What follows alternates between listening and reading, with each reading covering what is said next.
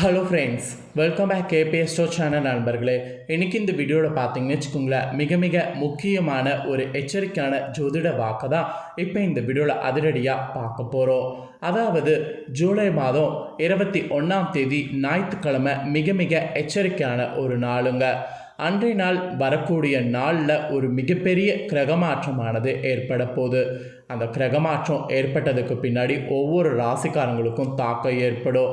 அப்படி ஏற்படக்கூடிய தாக்கங்களை தான் ஒவ்வொரு ராசிக்காரங்களுக்கும் ஷேர் பண்ணிகிட்ருக்கேன். அதில் இன்றைக்கி இந்த வீடியோவில் துலா ராசிக்காரங்களுக்கு ஷேர் பண்ண போகிறேன்.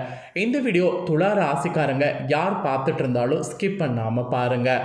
உங்கள் ராசிக்கு இந்த ஜூலை 21க்கு பிறகு என்ன நடக்கும் அப்படிங்கிற விஷயங்களை தெரிஞ்சுக்குங்க. ஃபஸ்ட்டு ஜூலை 21 என்ன நடக்கும் அப்படிங்கிறத சொல்லிடுறேன். ஜூலை 21 பௌர்ணமியானது வருது. இந்த பௌர்ணமி மற்ற மாதங்களில் வரக்கூடிய பௌர்ணமி போல கிடையாது. இந்த பௌர்ணமி ரொம்ப சக்தி வாய்ந்த ஒரு பௌர்ணமி. அப்படி என்ன பௌர்ணமி அப்படின்னு கேட்குறீங்களா? வரக்கூடிய பௌர்ணமி ஆடி மாதத்தில் வரக்கூடிய பௌர்ணமி. ஆடி மாதத்தில் வரக்கூடிய பௌர்ணமி சாதாரணமாக வரக்கூடிய பௌர்ணமி கிடையாது. ஆடி மாத பௌர்ணமி சிறப்புகளை நான் உங்களுக்கு இந்த வீடியோவில் சொல்கிறேன். ஆடி மாத பௌர்ணமி அன்னைக்கு கிரகங்களிடையே பெரிய மாற்றங்களானது உருவாகுது. அதில் மெயினாக சுக்கிர பயிற்சி நல்லா வலுவாக இருக்க போகுது. அந்த சுக்கிர பயிற்சி, குரு பயிற்சி, இந்த பயிற்சியெல்லாம் சேர்ந்து ஒரு மிகப்பெரிய ஒரு அற்புதத்தை நடத்த போகுது. அந்த அற்புதமானது ஒவ்வொரு ராசிக்காரங்களுக்கும் வாழ்க்கையில் பிரதிபலிக்க போகுது. அப்படி பிரதிபலிக்கக்கூடிய தாள்களை அவங்கவுங்க தெரிஞ்சு பயனடையணுங்கிறதுக்காக ஒவ்வொரு ராசிக்காரங்களுக்கு அந்த தாள்களை எக்ஸ்பிளைன் பண்ணிகிட்ருக்கேன். அதில் இன்றைக்கி இந்த வீடியோவில் துலா ராசிக்காரங்களுக்கு எக்ஸ்பிளைன் பண்ண போகிறேன். துலா ராசிக்காரங்க உங்கள் ராசிக்கு ஆடி பௌர்ணமிக்கு பிறகு என்ன தலையெழுத்துங்கிறத தெரிஞ்சுக்குங்க. அதுக்கு முன்னாடி ஆடி பௌர்ணமி பற்றி தெரியாதவங்க ஆடி பௌர்ணமியை பற்றி தெரிஞ்சுக்குங்க. மொத்தம் மாதம் 12 இருக்குது. அதில் ஆடியில் வரக்கூடிய பௌர்ணமி மட்டும் ரொம்ப சக்தி வாய்ந்த பௌர்ணமியாக கருதப்படுது. ஆடி பௌர்ணமியுடைய சிறப்புகளை இந்த வீடியோவில் தெரிஞ்சுக்கிட்டிங்கன்னா ஆடி பௌர்ணமிக்கு பிறகு உங்கள் தலையெழுத்து மாறுவது உங்களுக்கு ஈஸியாக அண்டர்ஸ்டாண்டிங் பண்ணிக்க முடியும். ஸோ முதல்ல ஆடி பௌர்ணமியுடைய சிறப்புகளை சொல்கிறேன், அதை நோட் பண்ணிக்கோங்க. ஆடியில் வரக்கூடிய பௌர்ணமி என்று சிவபெருமான வழிபாடு செய்கிறது ரொம்ப அற்புதமான பலனை கொடுக்கும்.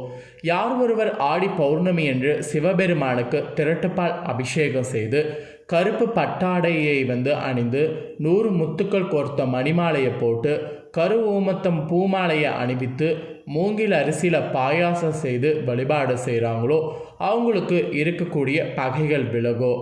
அவங்களுக்கு இருக்கக்கூடிய எப்பேற்பட்ட பகையாக இருந்தாலும் அந்த பகைகள் அத்தனையுமே இருந்த இடம் தெரியாமல் விலகுவோடோ. அதே போல் சாதாரணமாகவே ஒவ்வொரு மாத பௌர்ணமி அன்று விரதம் இருந்து விளக்கேற்றி வழிபாடு செய்தால் நற்பலன்களை அடைய முடியும்.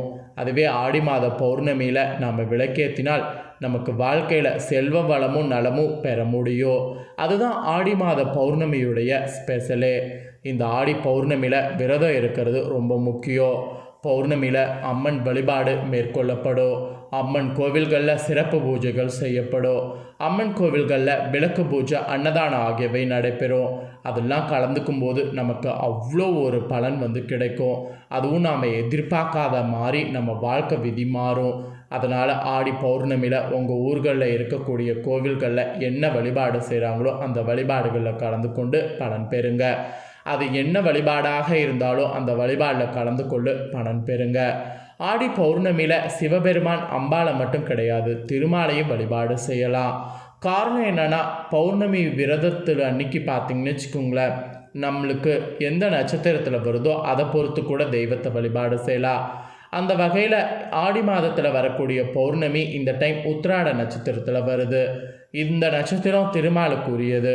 அதனால் ஆடி பௌர்ணமி அன்னைக்கு திருமாலையும் வழிபாடு செய்யணும்னு நினைக்கிறவங்க செய்யலாம். இந்த தினத்தில் விளக்கேற்றி வழிபாடு அவரை செய்தால் பதவி இல்லாமல் இருக்கிறவங்களுக்கு பதவி கிடைக்கும். குடும்பத்தில் வளர்ச்சியும் அமைதியும் இல்லாமல் இருக்கிறவங்களுக்கு அது ரெண்டுமே கிடைக்கும்.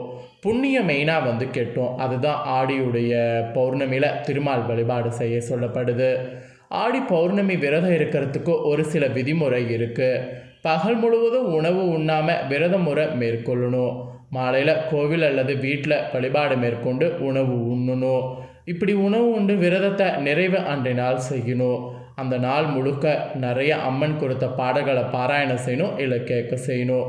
இதெல்லாம் ஆடி பௌர்ணமியில் ஃபாலோ பண்ண வேண்டிய விஷயம். ஆடி பௌர்ணமியில் கிரிவலம் மேற்கொள்ள முடிகிறது ரொம்ப முக்கியம். கிரிவலம் மேற்கொள்ள முடிகிறது ரொம்ப சிறப்பானது கூட.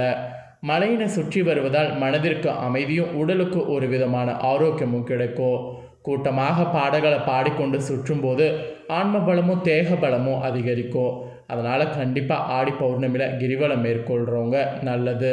ஸோ அதனால் கிரிவலம் மேற்கொள்கிறவங்க கண்டிப்பாக பார்த்தீங்கன்னு வச்சுக்கோங்களேன், கிரிவலம் மேற்கொள்ளுங்க. ஸோ இப்படி ஆடி பௌர்ணமிக்கு பல சிறப்புகள் இருக்குது. அந்த சிறப்புகளை எல்லாம் சொல்லிக்கொண்டே போகலாம். ஸோ ஆடி பௌர்ணமி பார்த்திங்கன்னு வச்சுக்கோங்களேன், சாதாரணமான ஒரு பௌர்ணமி கிடையாது, ரொம்ப சிறப்பான ஒரு பௌர்ணமி. ஸோ இவ்வளோ நேரம் ஆடி பௌர்ணமியுடைய சிறப்பை பார்த்துட்டோம். இப்போ இந்த ஆடி பௌர்ணமிக்கு பிறகு தலையெழுத்து எல்லா ராசிக்காரங்களுக்கும் மாறும், அதில் துலா ராசிக்காரங்களுக்கும் மாறும் என்பதை சொன்னல, அந்த மாறக்கூடிய தாள்களை ஷேர் பண்ண போகிறேன். துலா ராசிக்காரங்க உங்கள் ராசிக்கு என்ன மாதிரியான மாற்றம் ஏற்படுங்கிறத தெரிஞ்சுக்குங்க. தர்ம அதர்மங்களுக்கு ஏற்ப பலன் தரக்கூடிய சுக்கிரனை அதிபதியாக கொண்டவங்க தான் துலா ராசிக்காரங்க. நீங்கள் இந்த மாதிரி இருக்கக்கூடிய உங்களுக்கு இந்த ஆடி பௌர்ணமிக்கு பிறகு கோபத்தில் எடுக்கப்படக்கூடிய முடிவுகள் சாபத்தில் போய் முடியுமா? அதனால் தயவு செய்து முடிவு எடுக்கிறதுக்கு முன்னாடி ரொம்ப யோசித்து எடுக்கணும். முடிவு எடுக்கிறது ஒரு நிமிஷத்தில் எடுத்துருவீங்க. அதனால் உண்டாகக்கூடிய விளைவு உங்களுக்கு பின்னாடி ரொம்ப அதிகமாக இருக்கும். அதனால் கோபத்தில் எடுக்கக்கூடிய முடிவு சாபத்தில் போய் முடியும் அப்படிங்கிற விதியை ஞாபகம் வச்சு முடிவு எடுக்கிறதுல கவனமாக இருக்கணும் என்று துலா ராசிக்காரங்க உங்களுக்கு இந்த ஆடி பௌர்ணமிக்கு பிறகு எச்சரிக்கையானது விடுக்கப்பட்டிருக்கு. அதே போல் வீட்லேயும் சரி வெளியிலையும் சரி நிதானமாக இந்த ஆடி பௌர்ணமிக்கு பிறகு நடந்து கொள்ளுங்க. எடுத்தோம் கவுத்தோம் அப்படிங்கிற மாதிரி நடந்து கொள்ள வேண்டாம். அப்படி நடந்துக்கிட்டிங்கன்னா தான் உங்களுக்கு பிரச்சனையை சமாளிக்க முடியாது. அதே சமயம் வியாபாரத்தில் பொறுப்பும் பொறுமையும் மிக முக்கியம். வியாபாரத்தில் என்ன நடக்குது ஏது நடக்குது அதுக்கு நாம் எப்படி நடந்துக்கணும் அப்படிங்கிறது ரொம்ப பார்த்து கேர்ஃபுல்லாக பண்ணணும். அந்த பொறுமை எந்த அளவுக்கு இருக்கோ அந்த அளவுக்கு உங்களுக்கு வியாபாரத்தில் நஷ்டம் இல்லாமல் தப்பிக்கலாம். வியாபாரத்தில் பொறுப்பும் பொறுமையும் இல்லைன்னு வச்சுக்கோங்களேன், கண்டிப்பாக வியாபாரத்தை இந்த ஆடி பௌர்ணமிக்கு பிறகு முடுக்கிட்டு போயிட வேண்டியதா. அப்புறம் ஆர்டர்கள் பெறுவதற்காக வெளியூர் செல்லும் பொழுது அலட்சியமாக இருந்தால் கைப்பணத்தை இழக்க வேண்டியது வரும். அதனால் ஆர்டர்களுக்கு செல்லும்போது வெளியூர் பயணங்களில் அலட்சியம் மட்டும் காட்டக்கூடாது. போன வேலை என்ன, நம்ம எப்படி நடந்துக்கணும் அப்படிங்கிறதெல்லாம் பார்க்கணும். ஸோ அதெல்லாம் பார்க்காம அலட்சியமாக இருந்தீங்கன்னா கண்டிப்பாக கைப்பணத்தை இழக்க வேண்டியது வரும், ஞாபகம் வச்சுக்கோங்க. அப்புறம் பெண்களுக்கு கூட துலா ராசிக்காரங்களுக்கு எதிர்பாராத ஆதாயம் இந்த ஆடி பௌர்ணமிக்கு பிறகு கிடைக்கும். அந்த எதிர்பாராத ஆதாயத்தை கொண்டு நீங்கள் முன்னேறுவதற்கு முயற்சி பண்ணுங்க. அதே போல் பள்ளிக்கூடத்தில் கூட நடந்த சில பிரச்சனைகளால் நீங்கள் சமாதானத்துக்கு இப்போ போகக்கூடிய வாய்ப்பு வரும். அப்படி வாய்ப்பு வரதை பள்ளிக்கூட பிரச்சனையில் இருக்கிறவங்க அதை நீங்கள் இப்போ ஏற்றுக்குங்க. ஏன்னா இப்போ இந்த டைம் நீங்கள் சமாதானம் ஆயிட்டிங்கன்னா எல்லாமே காமாயிரும், இல்லைனா பின்னாடி இன்னும் பெருசாகும். அதனால் நீங்கள் சமாதானத்துக்கு வரும்போதே அந்த சமாதானம் வருவதை ஏற்றுக்குங்க. அப்புறம் எதிர்காலத்தை கருத்தில் வச்சு நிலம் வாங்கி போடுறதெல்லாம் இந்த ஆடி பௌர்ணமிக்கு பிறகு பண்ணுங்கள். நிறைய பேர் ஆடி பௌர்ணமி அது இதுன்னு சொல்லுவாங்க, அதெல்லாம் எதையும் காதில் வாங்காமல் ஆடியில் நீங்கள் பௌர்ணமி முடிஞ்சதுக்கு பின்னாடி நீங்கள் எதிர்காலத்துக்கு நிலம் வாங்கி போடுறதா இருந்தால் தாராளமாக போடுங்க. தொழிலுக்கு கூட எதிர்ப்பு வராது, அதெல்லாம் உங்களுக்கு சரியாகும். உங்கள் துணிச்சலால் எல்லாத்தையுமே முறியடித்து கடந்து வருவதற்கு ஆண்டவனுடைய சக்தி ஆடி பௌர்ணமிக்கு பிறகு கிடைக்கும். அதை வைத்து முன்னேற பாருங்கள். இந்த ஆடி பௌர்ணமிக்கு பிறகு நிறைய சேலஞ்சான நாட்கள் வரும். அந்த சேலஞ்சான நாட்களை சமாளிக்கிறதுக்கு பரிகாரம் இது சொல்லப்பட்டிருக்கு. அதாவது திருக்கோசுடூரில் சௌமியா நாராயண பெருமாளை வழிபாடு செய்யணுமா?